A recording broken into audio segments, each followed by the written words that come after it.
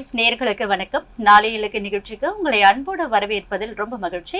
இன்னைக்கு BA English பத்தின நிறைய கோர்சஸ் பத்தி பேசுறதுக்காக நம்ம கூட யார் வந்திருக்காங்கன்னு பாத்தீங்கன்னா, பேட்ரிஷியன் கல்லூரியோட assistant professor English department ma'am Lakshmi Kumari அவர்கள் தான் வந்திருக்காங்க. வாங்க பேசலாம்.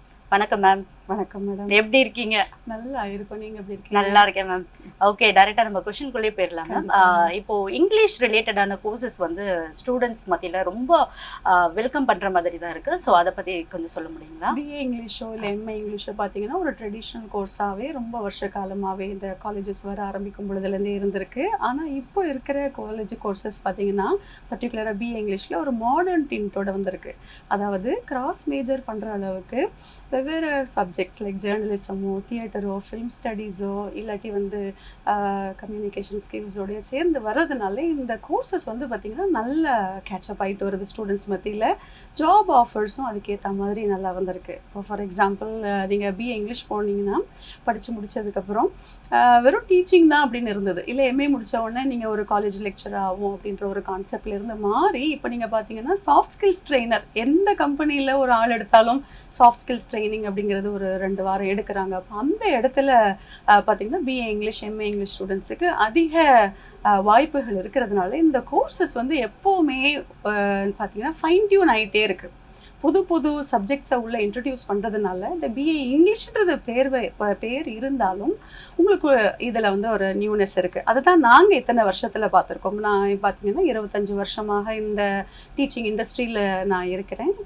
இதில் ஆரம்ப காலத்தில் இருந்த சப்ஜெக்ட்ஸை பார்க்கலாம். இப்போ பார்த்தீங்கன்னா மற்ற சப்ஜெக்ட்ஸை படிக்கிறதுக்கோ இல்லை மற்ற ஃபவுண்டேஷன் கோர்சஸ் உள்ளே இருக்குது. அடுத்தது மட்டும் இல்லாமல் வேறு கெரியர் ஆப்பர்ச்சுனிட்டிஸுக்கு இது ஒரு ஃபவுண்டேஷனாக இது அமையுது. ஒரு லாயராக நீங்கள் போகிறதா இருக்கட்டும், இல்லாட்டி வந்து கண்டென்ட் ரைட்டிங் இல்லாட்டி வந்து நீங்கள் ஒரு கம்யூனிகேஷன் ஸ்பெஷலிஸ்ட்டாக இருக்கும் பொழுதோ இல்லாட்டி பிஆர் ஆஃபீஸ் ஜாப்ஸ் அந்த மாதிரி இருக்கும் பொழுது பார்த்தீங்கன்னா இது ஒரு ஃபவுண்டேஷன் கொடுக்குற ஒரு சப்ஜெக்டாக இருக்குது. இது வெறும் சப்ஜெக்டாக நீங்கள் மட்டும் பார்க்காம இது ஒரு பேசிக் ஒரு பில்டிங் பிளாக் மாதிரி இந்த சப்ஜெக்ட் இருக்கிறதுனால ஸ்டூடெண்ட்ஸ் மத்தியில் இது வந்து ரொம்ப வரவேற்பு நிறைந்த ஒரு சப்ஜெக்டாக இருக்குது. Okay ma'am. இப்போ நீங்களே வந்து இப்போ ஆன்சர் ஒன்று சொல்லியிருந்தீங்க.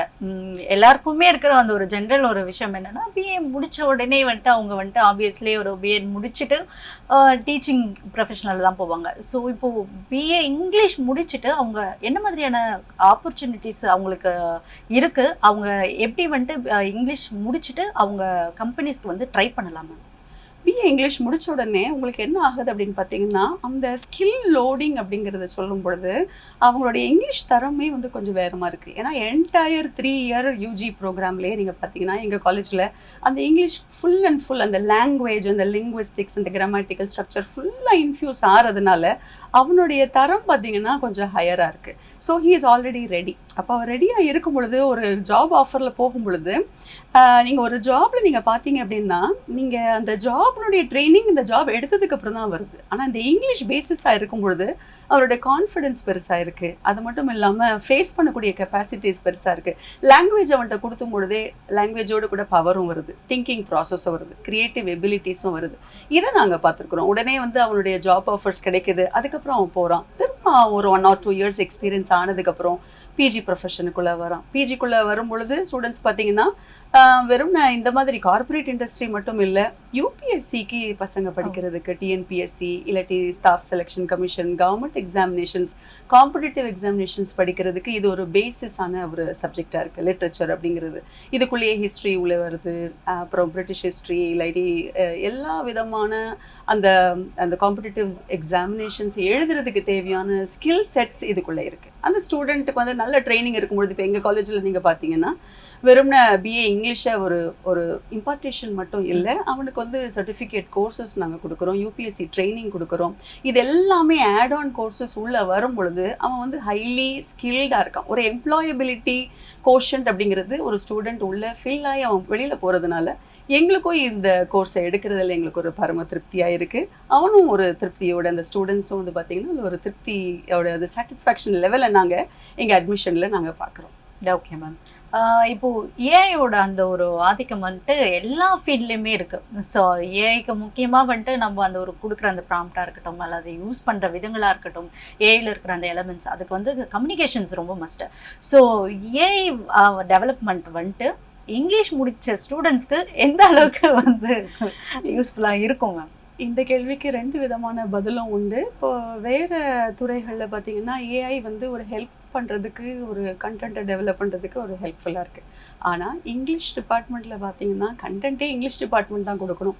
அதில் வந்து அந்த திங்கிங் ப்ராசஸ் தான் ஒரு இம்பார்ட்டண்ட். ஒரு ஆராய்ச்சி செய்கிறாங்க, இல்லாட்டி ஒரு கதை எழுதுகிறாங்க, இல்லை வந்து பார்த்திங்கன்னா அவங்களுடைய திங்கிங் எப்படி போகுது அப்படிங்கிறத நம்ம பார்ப்போம். அதில் உள்ள ஏஐ வரும் பொழுது அது எப்படி இருக்கும் அப்படின்றது வந்து கொஞ்சம் கேள்விக்குரியது தான்.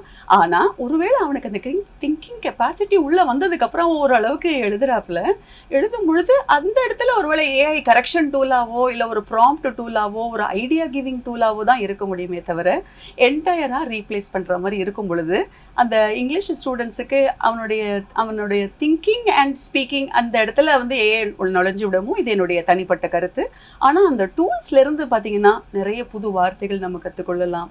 எந்த இடத்துல, அதாவது எல்லா இடங்கள்லையுமே ஏஐ நீங்கள் யூஸ் பண்ணி அந்த வேர்டுக்கோ அந்த மீனிங்கோ இல்லாட்டி வந்து ஒரு கண்டென்ட் டெவலப்மெண்ட்டோ நம்ம செய்கிறது வந்து இந்த காலகட்டத்தில் அது கட்டாயமானது. இப்போ ஒரு அவசர உலகத்தில் நம்ம இருக்கும் பொழுது வேகமாக ஒரு ChatGPT யூஸ் பண்ணிட்டு ஒரு ஏஐ டூலை யூஸ் பண்ணிட்டு டெவலப் பண்ணிக்கிறோம். ஆனால் அதையே சார்ந்து இருக்கும் பொழுது அந்த டிபெண்டன்சி வரும் பொழுது நம்மளுடைய கிரியேட்டிவ் திங்கிங்கே மட்டுப்படுத்துறது, நம்ம மேலே இருக்கிற கான்ஃபிடென்ஸே நமக்கு போகும். அதனால இது என்னுடைய பொறுத்த வரைக்கும் 2 விதமாக இருக்குது. உபயோகப்படுத்துகிறவங்களுடைய கையில் இருக்கிறத பொறுத்தது.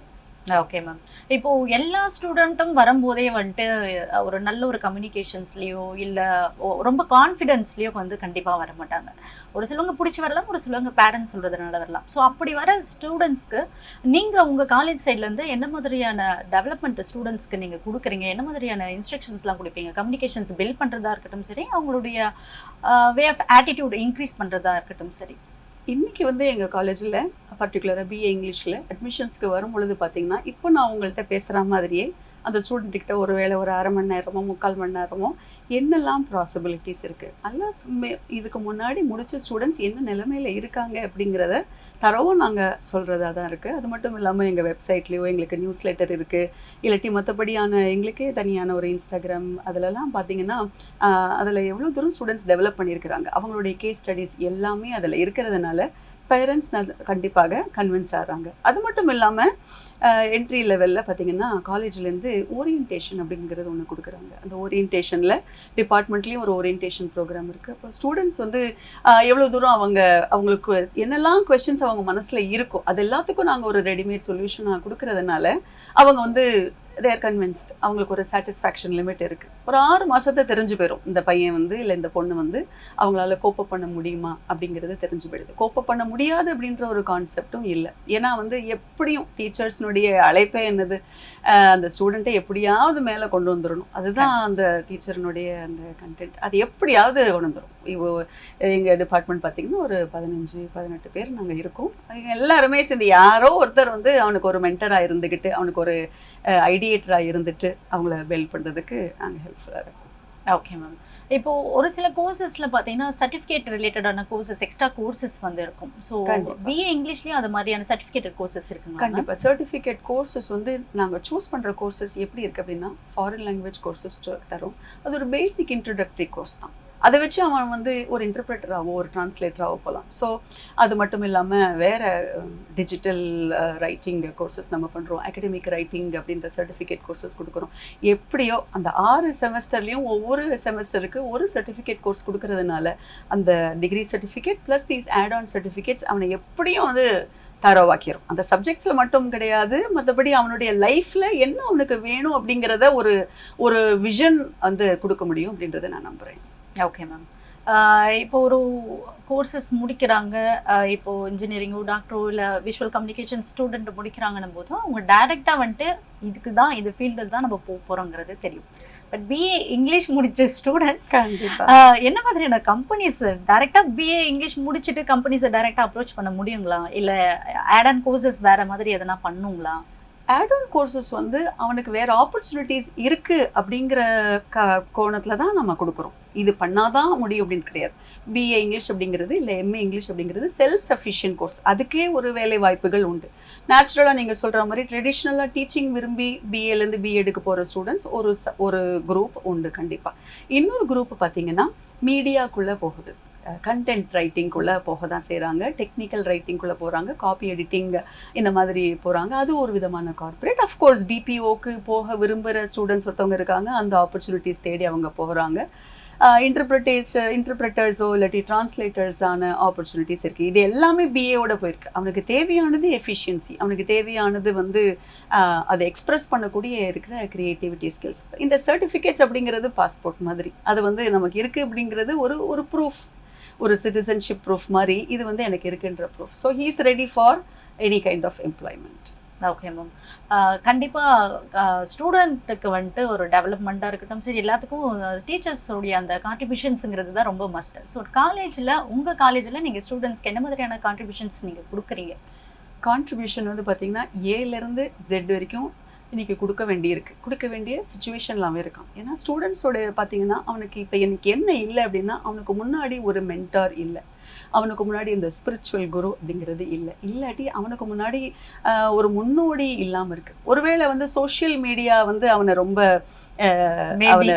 அவனை டோட்டலாக கண்ட்ரோல் பண்ணுறதுனால இந்த மாதிரி ஆட்கள் அவனுக்கு சந்திக்கிறதுக்கான வாய்ப்பு இல்லை. அந்த இடத்துல காலேஜ் டீச்சர்ஸ் வந்து பார்த்திங்கன்னா, பர்டிகுலராக எங்கள் காலேஜ்லையும் any college for that matter, அந்த இடத்துல நாங்கள் ஃபில் பண்ணுறோம். எப்படின்னா வந்து பார்த்திங்கன்னா, நம்பர் 1 காலேஜுக்குள்ளேயே கவுன்சிலிங் உண்டு, காலேஜ்குள்ளேயே மென்டரிங் உண்டு. எந்த விதமாக இருந்தாலும் சம்டைம்ஸ் பேரண்ட்ஸ் கிட்ட சொல்ல முடியாத பிரச்சனைகளை அவன் வந்து டீச்சர்ஸ் கிட்ட சொல்ல வேண்டியிருக்கும். ஏன்னா நீங்கள் ஈஸியாக நாங்கள் ஸ்பாட் பண்ண முடியுது, அந்த ஸ்டூடெண்ட்டுக்கு ஒரு ப்ராப்ளம் உண்டு, இந்த ஸ்டூடெண்ட் ஒரு இஷ்யூ ஃபேஸ் பண்ணுறாங்கன்னு. ஏன்னா எங்கள்கிட்ட இருக்கிறது தான் ஜாஸ்தி நேரம். பேரண்ட்ஸ் கிட்ட நீங்கள் பார்த்தீங்கன்னா அவங்க வேலைகளில் அவங்க அந்த ஸ்டூடெண்ட்டை கவனிக்க முடியலன்னு கிடையாது, அந்த ஸ்டூடெண்ட்டுக்கு இருக்காது போல இருக்கு. ஏன்னா அவங்களால அதை கணிக்க முடியாது. இந்த அளவுக்கு பிரச்சனைகள் ஒரு காலேஜ் ஸ்டூடெண்ட் போனால் இருக்காது. அவங்கள பொறுத்த வரைக்கும் அவன் இன்னும் சின்ன குழந்தையாக தான் இருக்கிறான். பட் நாங்கள் அதை பார்க்கும் பொழுது எல்லா விதமான சப்போர்ட் ஸ்ட்ரீம்ஸும் நாங்கள் கொடுக்குறோம். கம்பல்சரி மேண்டேட்ரி மென்டரிங் ஹவர்ஸை வச்சு அவன் பேசி தான் ஆகணும், அவன் சொல்லி தான் ஆகணும் அப்படின்ற மாதிரி வர்றதுனால, அது கெரியராக இருக்கலாம், அகடமிக்ஸாக இருக்கலாம், பர்சனலாக இருக்கலாம், சைக்கலாஜிக்கலாக இருக்கலாம், என்ன லெவலாக இருந்தாலும் எங்களுடைய பார்வைக்கு அவன் தப்ப முடியாது. அதனால் அந்த ப்ராப்ளம் ஏதாவது ஒரு நேரத்தில் வெளியில் வரும், அது டீல் ஆகப்படும். அதிலிருந்து நாங்கள் எங்களுடைய பர்சனல் டச் அப்படிங்கிறது ஒவ்வொரு டீச்சருக்கும் உண்டு. எங்கள் வீட்டில் எப்படி குழந்தைகள் இருக்கோ அதே மாதிரி இவங்களும் எங்களுடைய குழந்தைகள் தான். அந்த டச் இருக்கிறதுனால எல்லா விதத்துலையும் அவனை ஹெல்ப் பண்ண முடியுது அப்படின்றத நான் நம்புகிறேன். ஆக்சுவலி ரொம்ப சந்தோஷம். ஏன்னா வந்துட்டு கோர்ஸையும் தாண்டி ஸ்டூடெண்ட்ஸ்க்கு என்ன மாதிரியான ப்ராப்ளம்ஸ் இருக்குன்றதை அதை அப்சர்வ் பண்ணி ஸ்டாஃப் சைட்லேருந்து இவ்வளோ விஷயங்கள் பண்ணுறீங்கன்னும் போது ரொம்ப சந்தோஷமாக இருக்குது. நிறைய விஷயங்களை டிஸ்கஸ் பண்ணிடணும். Thank you so much ma'am. Thank you so much.